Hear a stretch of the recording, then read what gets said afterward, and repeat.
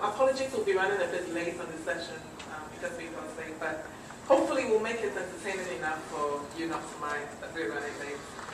So my name is Dinah Hansen. I'm from the Association of African Business Schools, Agribusiness Consortium. That is a Pan-African platform that is seeking to develop and deliver agribusiness management programs across the continent. I'm joined by the panel. I'll let my panel members introduce themselves. Starting with. Good afternoon. My name is Mandla Ngomo. I work for TechnoServe.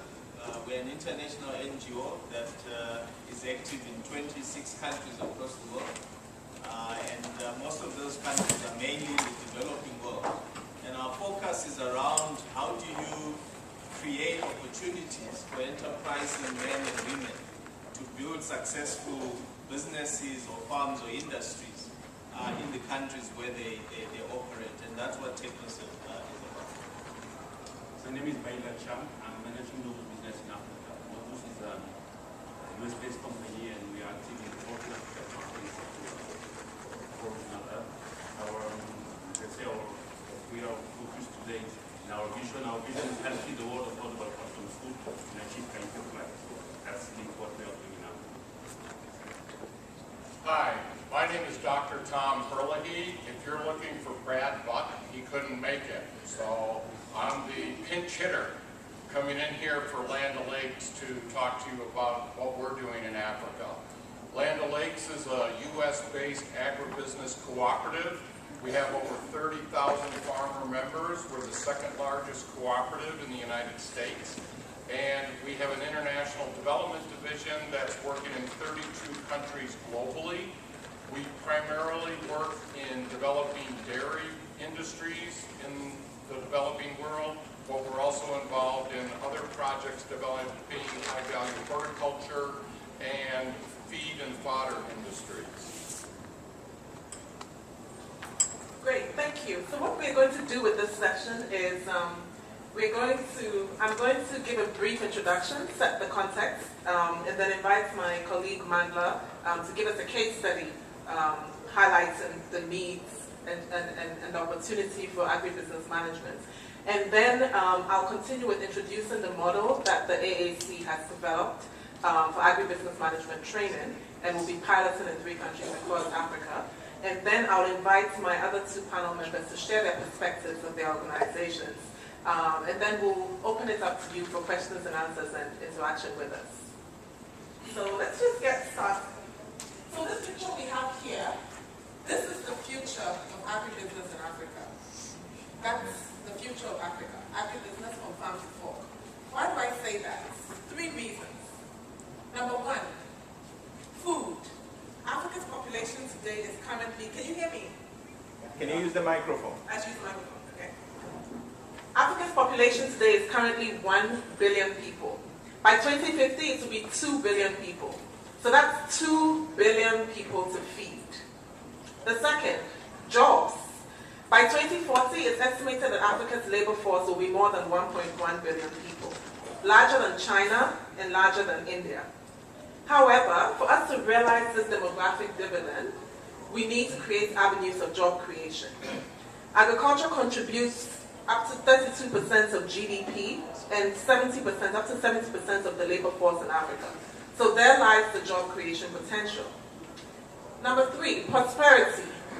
It's estimated that GDP growth from agriculture is up to 3 times more effective in reducing poverty than growth from other sectors. So let's take a peek into the future.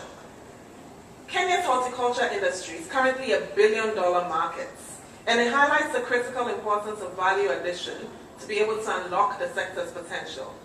The World Bank estimates that by 2030, Africa's agriculture and agribusiness markets can grow to $1 trillion market, but only if we get it right. So what do we need to get it right? The usual things that are mentioned. You need infrastructure, you need investments, you need effective policies. But underlying all of this, we need skills, we need human capital. It's the people that will drive this transformation. Historically in Africa, agriculture and training has focused on productivity, the technical side. So there's no lack of technical expertise from agric economists to crop scientists to the like. But to be able to unlock the value addition potential that Kenya's horticulture industry shows us, to be able to develop processing, manufacturing, retail, export markets, we need more than just technical skills. We need business and management skills to complement the technical skills, and that's where we see this opportunity, and that's where African business schools come in to fill that skills gap. So I'll hand over to Mandla to highlight a case study on this need. Just checking if the mic is working. I think listening to some of the presentations the last couple of days, in particular from some of our learned friends like Professor Johan there, and also listening to the other presentations, it's very clear that the narrative about Africa is starting to change. A few years ago, the story about Africa was a hopeless continent, a continent that was in dire straits, a continent that was a hopeless case. But however, a couple of the big magazines like The Economist are starting to change that narrative. They are now talking about Africa rising. They are now talking about a continent that's going to be where everything is going to happen in the future. But what does that mean? What drives it? And if you look at that graph there, one of the things that's starting to happen is that about 2 or 3 years ago, for the first time, the average growth rate of the African economy overtook that of the Asian countries. And it doesn't even stop there. If you carry on, you're starting to see what we're calling the African mega cities. These are huge cities, and if you look at the distribution, they're not located only in one part of Africa. If you look at the top, you've got places like Cairo, Alexandria, which are sitting at about 10 million inhabitants in total. And if you look at on the western side of the continent, places like Lagos and Kinshasa are also becoming huge, sprawling metropoles, which are really an underlying the change or the rapid urbanization of the African continent. So as this narrative begins to change, as the numbers start to stack up in favor of Africa, we need to ask ourselves, what are we going to do differently to make sure that we're capturing the opportunity that these changes are presenting to us? And I think the following video is going to give us African agriculture is being recognized as a powerful driver of the continent's relentless growth. Agriculture and the business of buying and selling the food grown in Africa now accounts for nearly half the continent's economic activity. Today, Africa's agriculture and food market is worth $310 billion and has the opportunity to grow to $1 trillion by 2030. An efficient sector could increase incomes, boost jobs, and reduce hunger and environmental degradation while building shared prosperity. Today, Brazil, Indonesia, and Thailand export more food product than all of the sub-Saharan African countries combined. It's time to change this. Despite being home to half of the world's fertile uncultivated land and abundant water resources, African farmers get the smallest amount of produce from their crops globally. Africans import half the rice they eat and pay top dollar for it, $3.5 billion per year and more. At the country level, businesses are unable to maximize their potential because of erratic border policies, poor infrastructure, and poorly functioning input markets, including for seeds and fertilizers. Lack of access to capital is also a hindrance. For instance, while Senegal is competitive among its neighbors, it is held back by the difficulty farmers have accessing land, capital, finance for irrigation expansion, and appropriate crop varieties. Further east, Ghana produces fewer types of rice than Senegal, but at a significantly higher cost. The country also imports rice, but levies 40% tariffs and other charges, pushing up the price for consumers. Poor grain quality, lack of cleanliness and packaging are major deterrents for consumers, constraining the sector's performance. We still see challenges in the business environment, ranging from poor infrastructure and high transportation costs, erratic policy interventions in the agricultural markets and trade, and difficulties being faced by smallholder farmers and small businesses like Freshco. There is need for greater interventions in developing the informal value chains and also linking them with the formal value chains. Maize or corn is a food staple for many Africans. Zambia is competitive when importing maize. It levies fewer tariffs, but fails on exports. Compared to Thailand, a major producer of rain-fed maize, it costs Zambia 3 times more to produce the grain because of the high transport costs, higher labor costs, and lower yields. If we take an example of Kenya, which has been a major exporter of fresh produce to the EU, and smallholder farmers will grow crops such as green beans and export them to the EU market. This is not happening now because of the stringent conditions that have been put in the EU, where smallholder farmers cannot be able to meet these standards. There is need, therefore, to support these farmers so that they can be able to do business in this changing environment by giving them skills that can assist them. Cocoa is another example. It is sub-Saharan Africa's most important export crop. Ghana, Africa's largest cocoa producer, has upgraded technology and management, but yields are low because of aging farmers and aging trees. Ghana needs a substantial boost in investment to upgrade plantations and make growing cocoa a profitable venture. The result of these challenges to African food production and trade is more imports and rising food prices, coupled with the rising threat of climate change. African farmers and businesses must be empowered through good policies, increased public and private investment, and strong public-private partnerships. Africa is at a crossroads. A dynamic private food industry can work side by side with governments to link farmers to consumers in an increasingly urbanized continent. By investing in the agribusiness sector, African countries can tap into regional and global food markets, make more food available locally, and boost exports.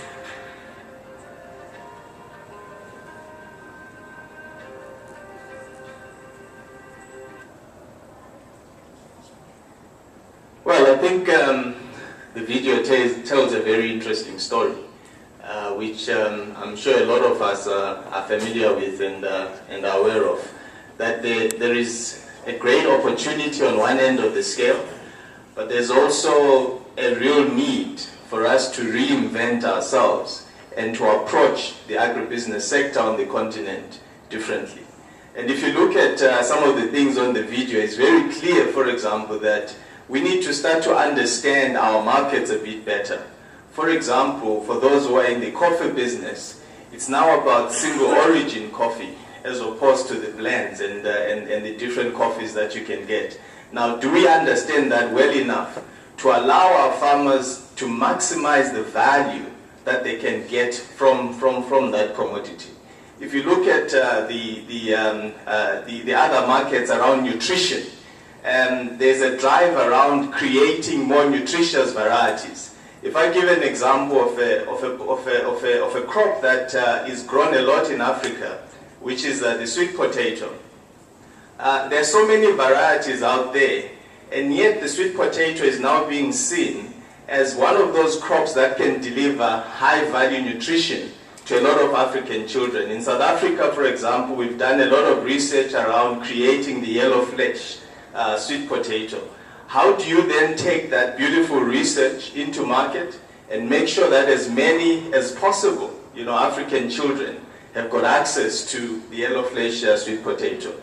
The whole issue around commodities and staples, my view is that if we really look at it, it's almost criminal that on the African continent you still have countries that cannot produce their staples and cannot produce enough of their staples to feed themselves. And if you look at the yields, if if you take South Africa, we are sitting in about 6.4, 6.5 tons per hectare of maize. The continental average is less than a ton per hectare. So the upside or the potential growth is huge, and it's something that I think is not rocket science to fix, but requires maybe a different approach. Now, if you look at the money that's flowing into agriculture from private equity firms, even from multilateral agencies like the World Bank and so forth, the requirement is moving away from just giving money, but to saying what return are we getting on that investment. So already the financial markets themselves are saying to African agriculture, we're wanting more bang for our buck. So the financial markets are also needing to change and look at what value they're getting out of the money that they're putting in. And then someone talks about the issue of certification.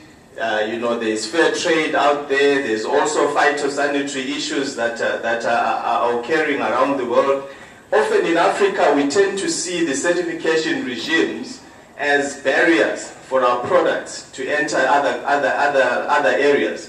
But the more fresh produce and other such commodities need to be delivered to African cities, those phytosanitary issues are actually going to be internal. They're actually going to need to be implemented at a local level.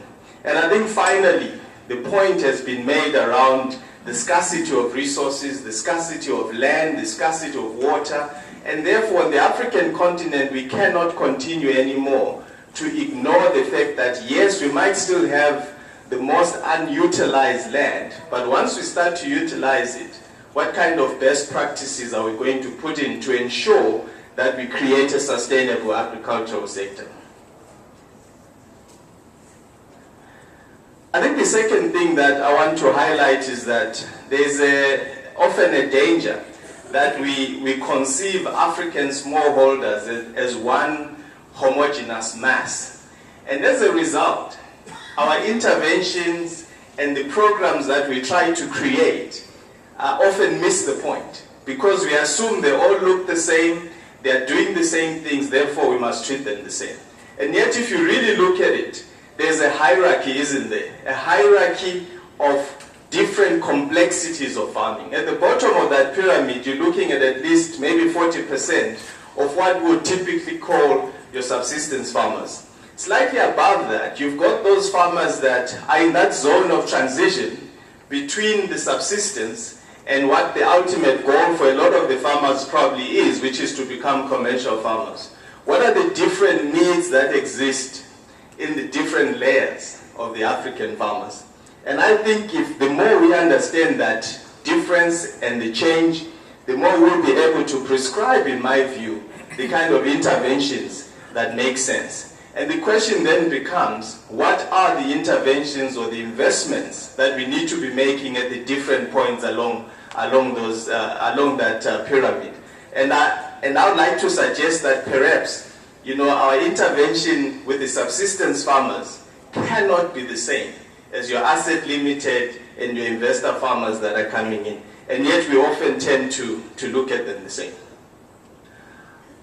The other thing that I think is important for us to highlight this afternoon is that there's a whole lot of different business models that need to be created on the African continent to deliver on the opportunities that we're talking about today.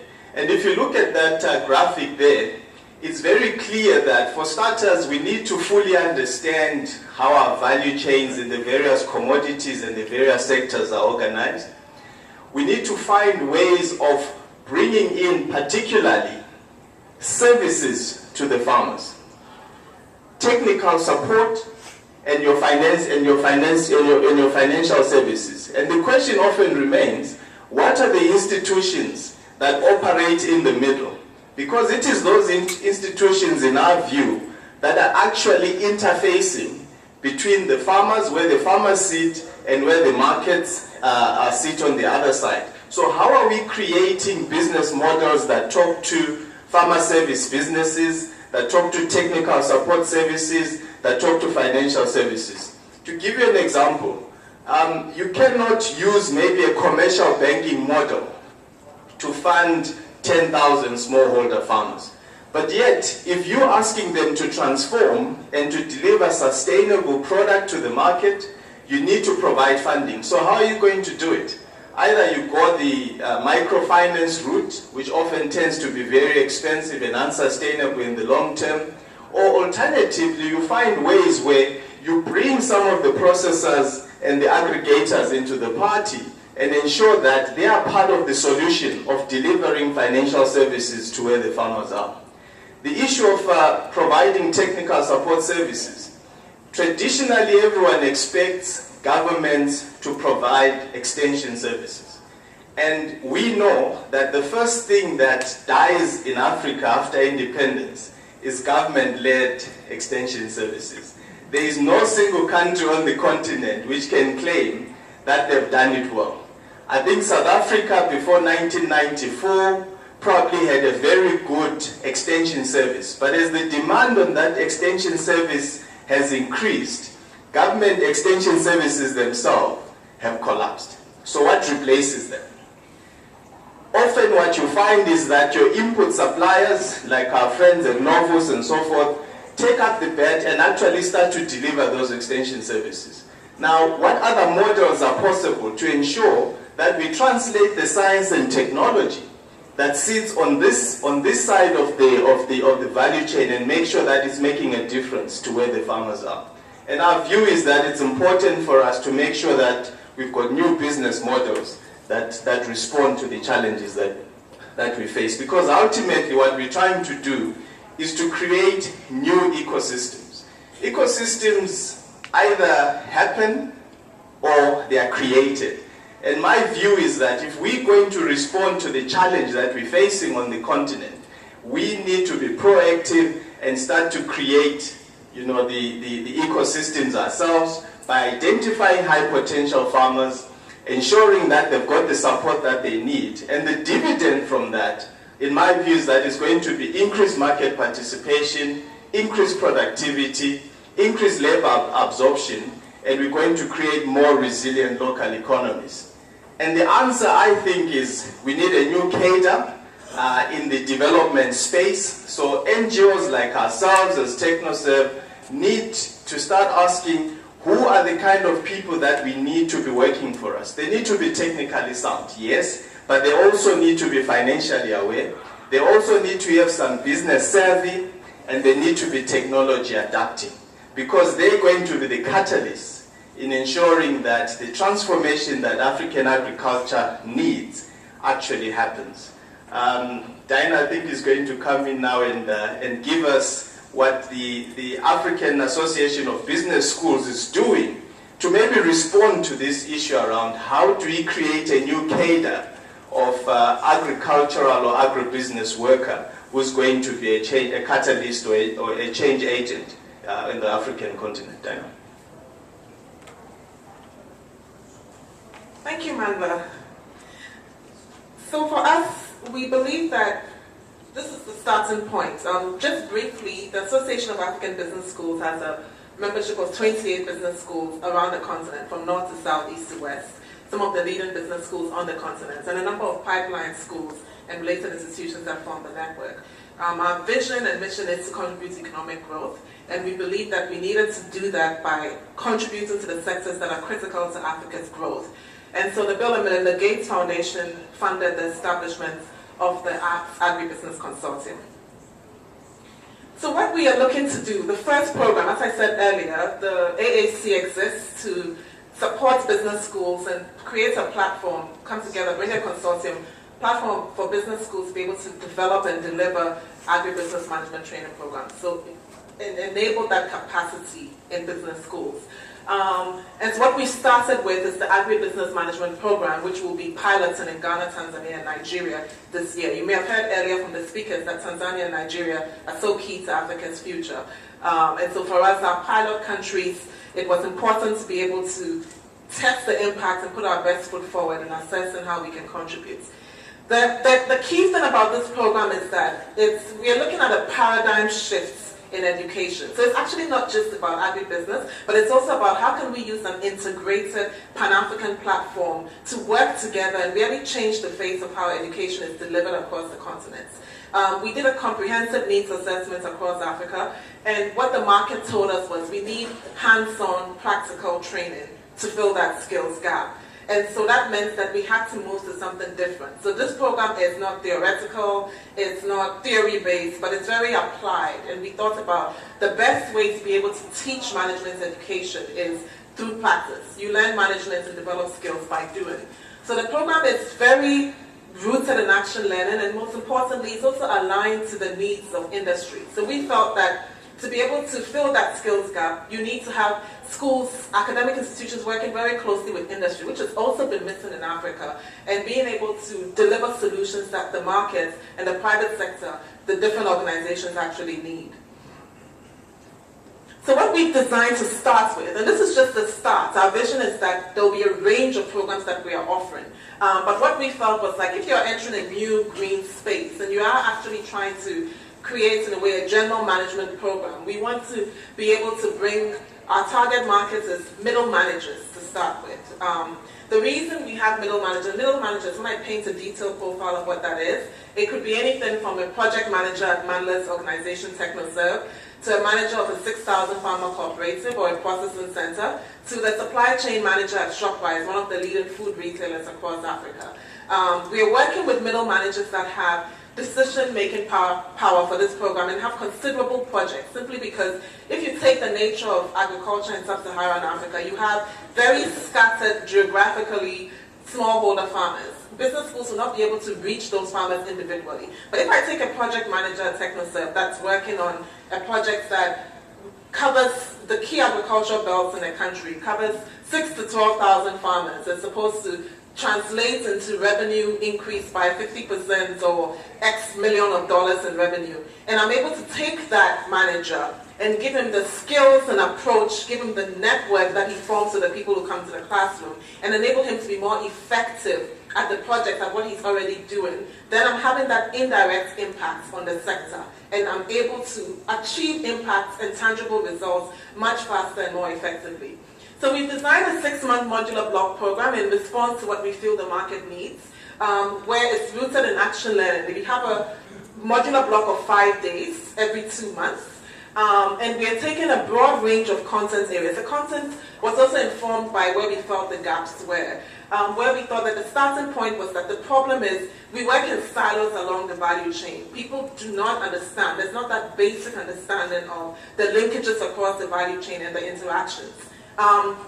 Starting with that, starting with some leadership applications as well in terms of goals and so on, and then taking it through some of the key challenges that agribusiness and developing that faces in Africa in terms of understanding markets, understanding customers, as Mandla was highlighting, logistics issues in terms of inventory management and so on, right down to finance and right down to ending especially with agribusiness stakeholder relations, where you do need innovative models that, as Mandla was highlighting, requires a lot of interaction and ecosystems built, which means that there are different stakeholders. How do you build public-private partnerships? How do you influence policy? How do you sit on the table and be able to articulate plans and get people, lobby, negotiations, contracts, etc. So we really wanted this content to be relevant to the skills that are needed. And then apart from the fact that we have action learning projects, what happens is that we're going to identify projects with different companies. They're going to solve real-life issues with companies right through the beginning. So the 2 months breaks enables them to continue to work with their projects. But what's interesting is that each of the modules, the assessment and the experiential learning is not just in the projects, but it's also in every way in which this program is thought. So if you're working in market dynamics or so on, at the end of the day, your assessment should be able to be a marketing plan for a company. You would have gone into the field. If you're doing operations, can you come up with an operations plan for a farmer cooperative or a financial structure or a bookkeeping structure? Can you work on things that we can get inputs that feed into, at the end of the day, they can be able to set up an agribusiness or strategic plan. And so we're doing that through a number of things, using the case method to teach using simulations as an agribusiness management simulation, having groups and case study, making it very learner-centered and focusing on that. We think that for every curriculum, the essence of that is that to have attitudinal changes and a mindset shifts that you need in Africa, and you need to create a new cadre of leaders. You need to have underlying values. So we've identified these values as innovation, collaboration in terms of how do we work together and form that network, sustainable, and also a global orientation where you look at what are the trends. So the coffee is going to, what kind of coffee globally are they looking for, as Mandla was highlighting. And so we think that the value proposition in creating a new product is very key. So what are you giving the markets? And we're giving them, I think I've talked about all of these, so I won't go more into it, but then the key is that we're trying to do something different. And so what we hope is to create a new cadre of leaders that apply critical thinking and analysis to problems and peel the layers, ask the right questions. They're able to have tools, toolkits and structure that they can apply to the problems and the projects that they're working on.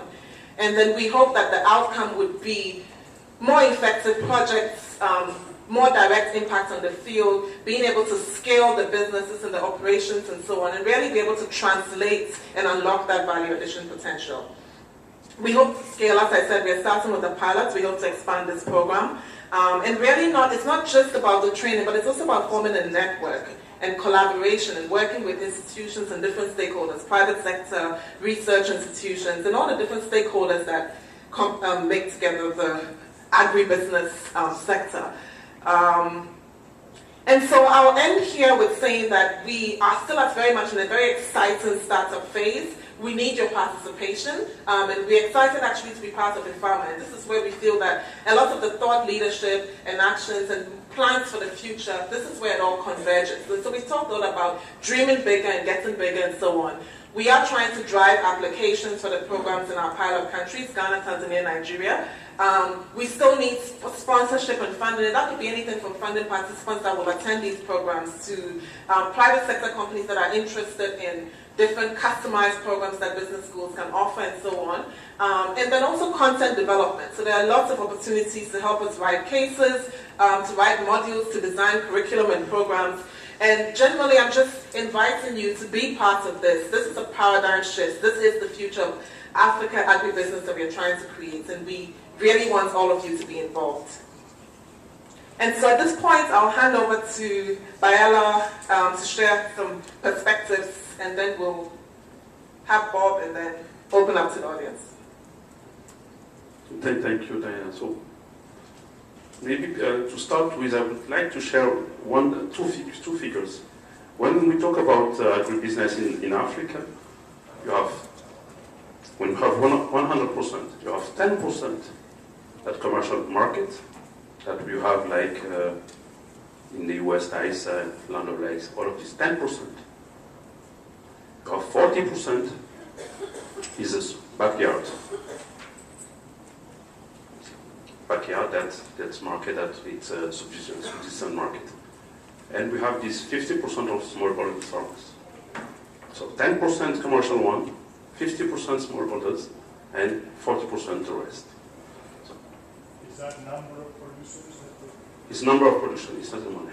So why I'm saying that?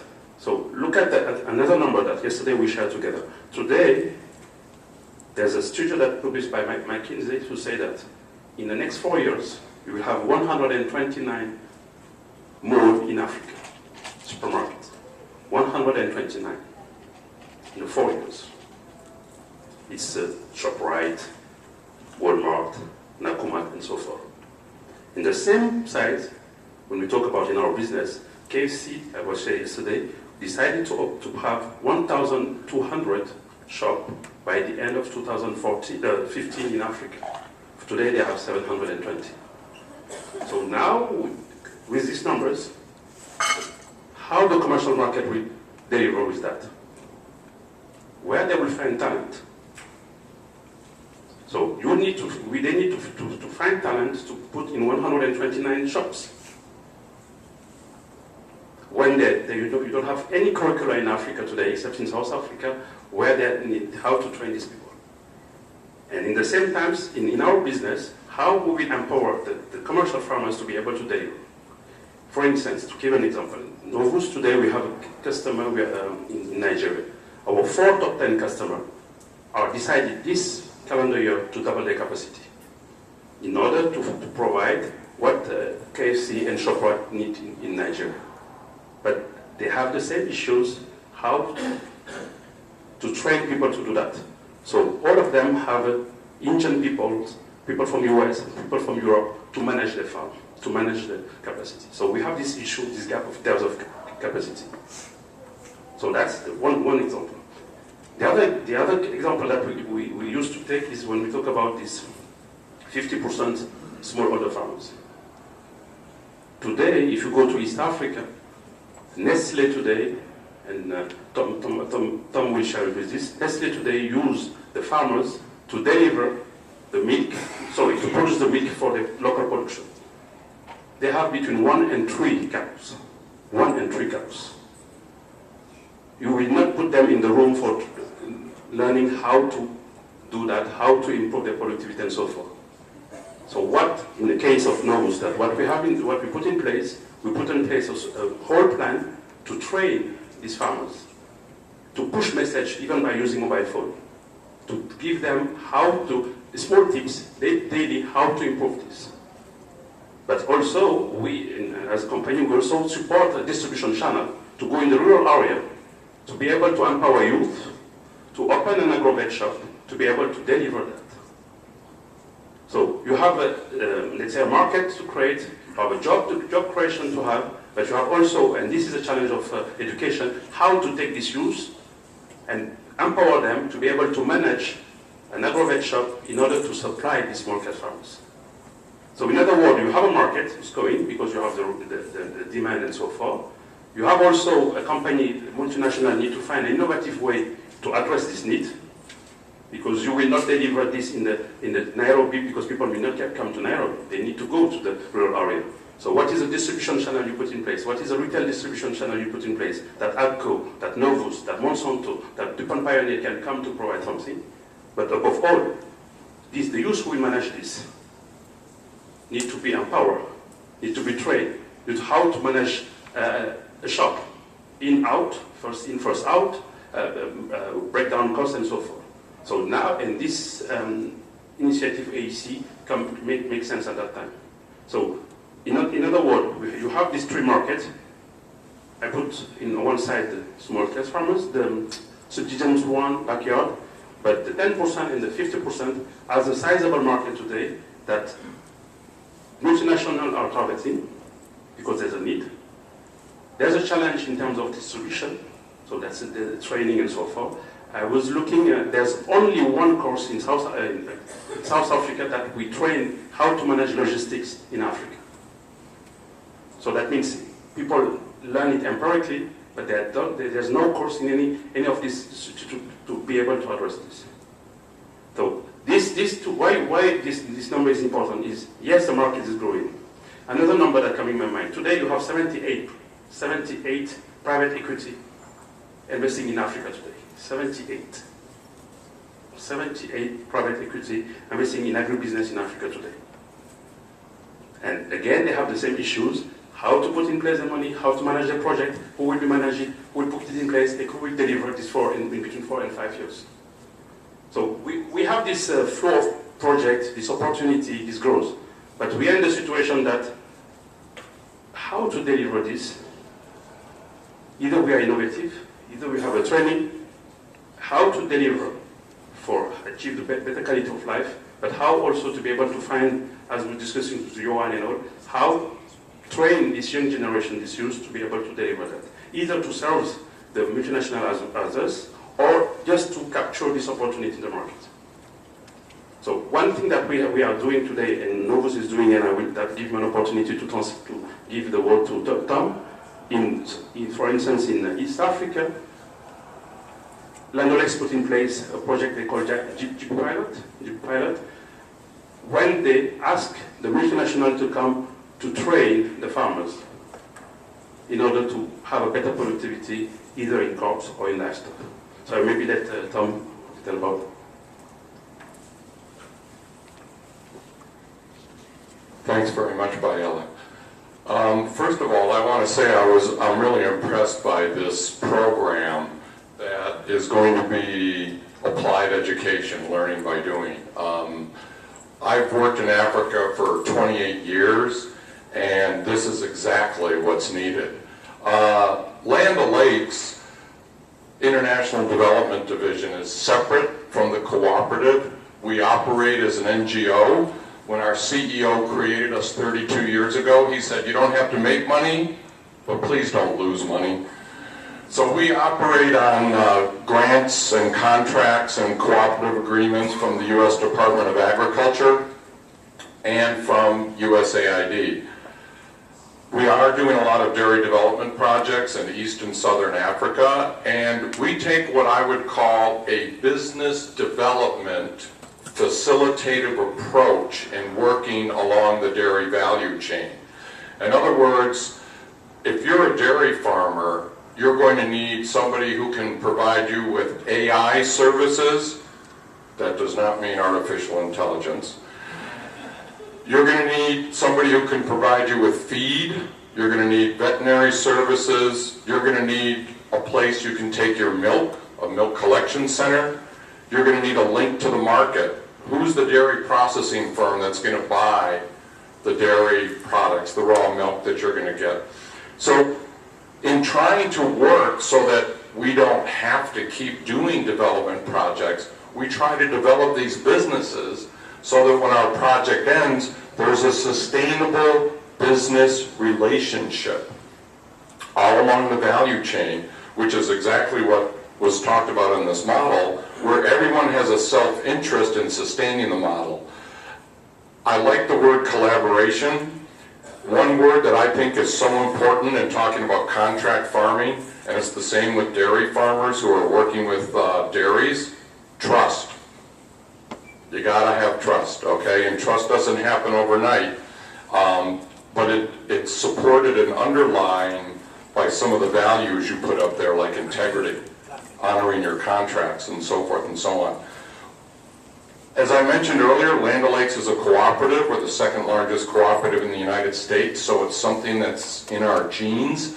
And we have found in developing the dairy industry in Africa that by grouping farmers together, we can really make them a powerful magnet that attracts dairies that want to do business with them, that attracts feed suppliers, that they can then become price makers and not just price takers.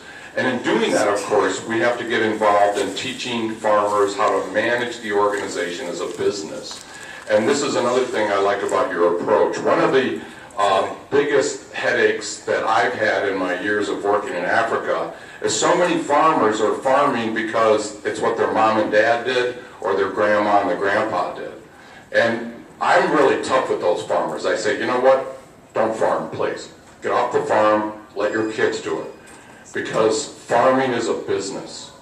And if you don't run your farm like a business, and you don't know what makes you money, and what you're losing money on, you've got no business being here. And you're going to stay in this cycle of poverty because you don't even count your own labor or that of your wife or your children. So that's one of the big concepts we teach. Farming is a business, not as a way of life. And we try and encourage youth to stay on farms. But I'm really excited about what's happening in Africa right now with the mobile phones, with the internet and other things.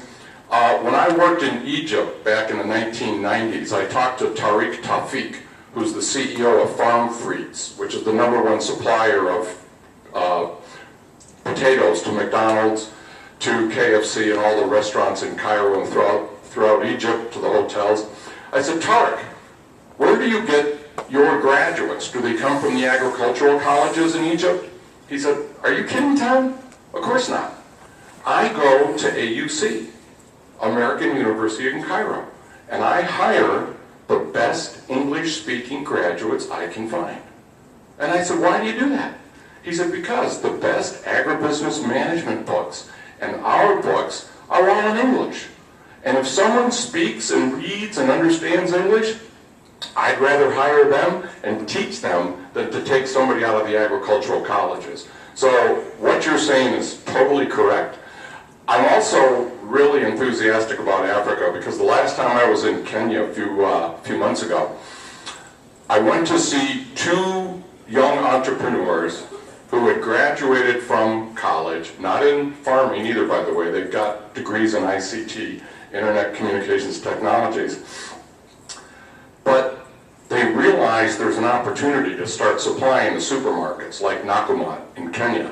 And so with a little bit of money that they got, and with their research knowledge from the internet, they learned how to get 2 greenhouses, set them up on a ½ an acre of land, start growing tomatoes and spinach and asparagus that they were selling from Nakuru down into Nairobi into the Nakumatt supermarket. And they told me they learned everything on the internet. They never went to the agricultural college.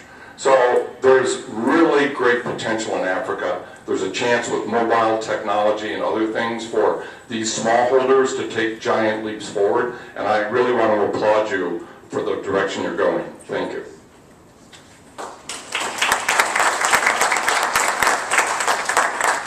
Thank you so much for your patience. Now we open it up to you if you have any questions, comments. Let's have a conversation and then we can wrap up.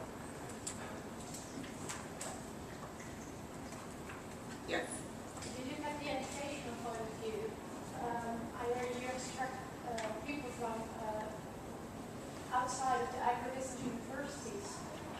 Why don't you focus more on developing the curriculum of those universities in a way that it suits better to their market?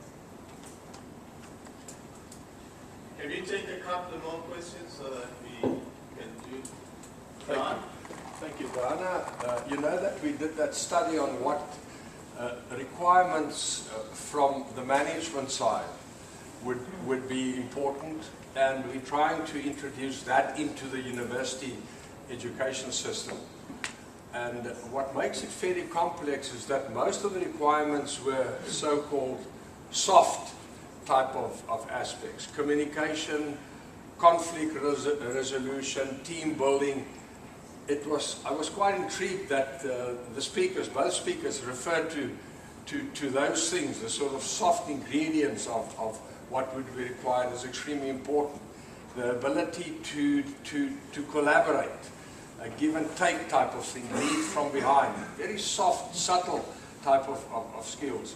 And I think there's quite a challenge, and I would like you to comment on how to create the type of system that would also attend to those needs. But my question to you is, how do you see the balance between skills, let's call it the hard skills, making sums, knowing how to plow and plant, knowing how to drive the tractor, knowing how to run a silo or a storehouse or something like that, which of course are still the basic, and the balance, and how do you teach the soft skills? Can we take one more and then we can respond, sir? Yeah, my question goes to the management institution of business schools. You realize that there's a clear difference between what is learned in the classroom and the principles that happen in industries. And if you look at Africa, for instance, you realize that there is that gap between somebody getting the experience as in learning by doing. So I just want to find out if there is any form of an initiative to help people get experience by intention, so that when still in school, when school is in vacation, they can go into industries, acquire some knowledge. In that sense, they are able to think critically and able to also devise solutions to certain problems, challenges that Africa faces. I want to find out if there is any initiative to help these 3 countries that you have started working with, so they can have a chance to get into industries while still in school. Okay, so I'll try and be quick on this. The first question asked, you were asked basically why not focus on agricultural universities, existing agricultural universities. Okay, so in my response to this and partly answers your question as well. So the Association of African Business Schools is a membership of business schools. And so in looking at how we could contribute to the sector, so the agricultural sector in Africa is vast, The issues are complex. The interventions needed are endless. There's so many things to do. But then when you want to create value and come up with a solution, you have to look at what your core competencies are, what your comparative advantage is, and where you can offer the most value.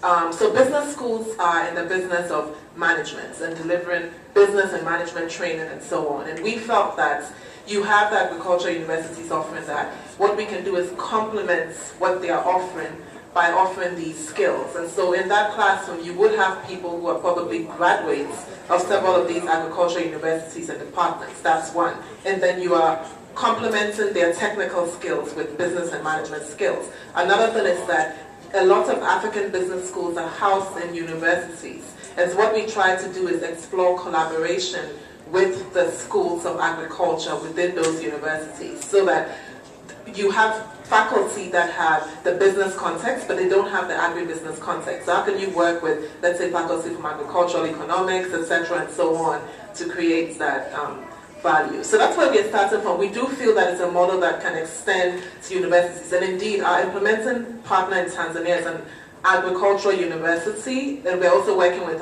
we also intend to work with our business school member there, but who we've been working with so far is an agricultural university. We're trying to explore where the synergies can be. For the second question, Johan, with the balance with the hard skills and the soft skills, I think it was also in our curriculum design and looking at the needs and so on, we also debated that a lot in terms of how do you actually teach collaboration? How do you teach those things? Well, what we found is that, and once again, borrowing from the traditional ways in which business school has been, management programs have been delivered, is that you actually focus on, you go through an MBA program and then you realize that you come out with lots more confidence, you come out with an ability to communicate better, you come out with an ability to work better with groups and get your ideas across. Simply because the way business education is delivered is through, you have to do countless presentations, you have to learn how to articulate your ideas, you're forced to work in groups, the case method teaching, and so we felt that the pedagogical approach to this program, if we make it different, if we focus on the learner, if we focus on the kinds of, so taking a backwards design in terms of what are the learning objectives, you want them to be able to analytical and so on, you end up developing those skills. And in addition to that, we felt that the class profile that you build is key. So if we're talking about there's a problem with collaboration in the sector, then what you need to do is bring all the different stakeholders across that value chain into the classroom. So I should have the farmer cooperative to the person at Novus, or to the NGO, or to the government extension departments. And through that, as they work together, explore synergies, explore ways in which they form a network that becomes a lifetime network, you're addressing some of these soft skills. And so we have to change the way in which we approach our education delivery to address that. And for the third question, in terms of the internship, so this program, so we're focusing a lot on executive education. But let me not just say executive education so we don't just think the CEO. We're also focusing on short courses and customized programs. So being able to tailor programs for companies, they have needs, and then you can build skill building, short programs and so on. So this is not like the full-time typical student who's there for 2 years and so needs an internship and so on. But that's why for us the action learning projects is key, because in all those programs that we are doing, we want to be able to have a relationship with companies where you can give students the opportunities to actually grapple with real life challenges and opportunities. So it's everything from, okay, a company wants to expand their products and so on. So you have a new market, how do you do a market assessment and really identify the opportunity? Or in terms of growth, or let's say a farmer cooperative that you're going to develop a plan for them and structure and so on. So we are focusing a lot on working with them in terms of short-term projects, but we have realized so that as we build our network, there could be organizations, those organizations within our network could have internship opportunities which our partnership with universities can then open up and have opportunities for traditional full-time students within those universities. Can we take maybe a couple of more questions before we wrap up? Yes, sir? Goldsmith, University of Illinois.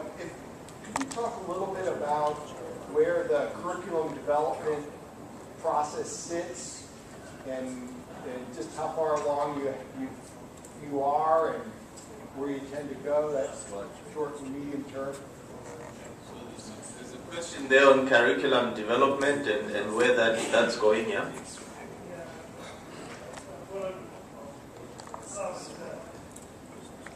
What I want to ask also is 6 months, speaking of 6 months, what do you call that?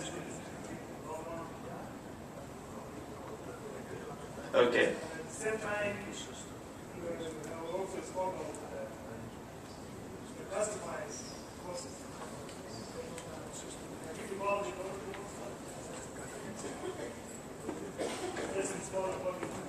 Okay. All right. Can we take maybe one final one? Yes, sir.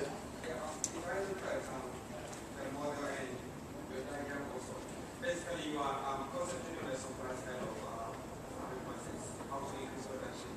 But one of the issues with Africa has to do with the fact that local market and even international market is an issue because we initially export from the raw states. We don't have value. So, what are you doing? Because with the technological adoption and everything that you have in place, farmers can generate their own finance when they are able to make there's a ready market for their products. Because markets sell whatever they produce. And if you want to convince me to be a farmer, then you have to guarantee that there's a ready market for it. And I don't care whatever you do, I have to put it back. Because the very thing has to do with getting whatever I invested back. Because my simple economist told me that actually the West actually doing very good. So what are you trying to do, or what mechanism are you creating to help farmers to add a little value so that they can be competitive even in the international market and in the local market? Okay, so the first question in terms of where we are at in the curriculum development process.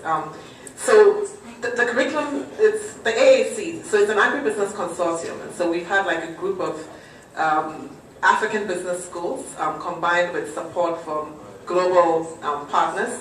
So I can see Mary in the back with Harvard Business School Agribusiness Program. She's been actively involved in the program from the inception and has also brought some colleagues from leading schools and private sector around. So what we've done is that, what we've said is that we want to be able to set a gold standard, a global standard for agribusiness management education. So we want to blend that with contextually relevant solutions. And so to do that, you need a partnership between the local institutions that are trying to build their capacity and upgrade their offerings, and those that are benchmarks for best practices and leading the industry. And I think agribusiness in itself was coined by David Goldberg of Harvard Business School. So we're in a good place. We're also working with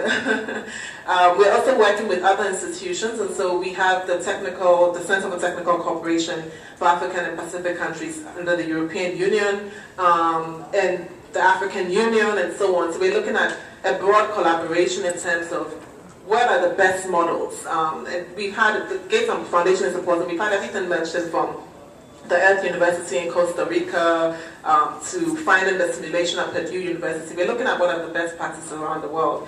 So what we did is that we designed a process which included, it started with the needs assessments and trying to understand our context. Now, Africa is a bit of a diverse landscape, but we did find that a lot of the challenges in sub-Saharan Africa, excluding South Africa, are very similar.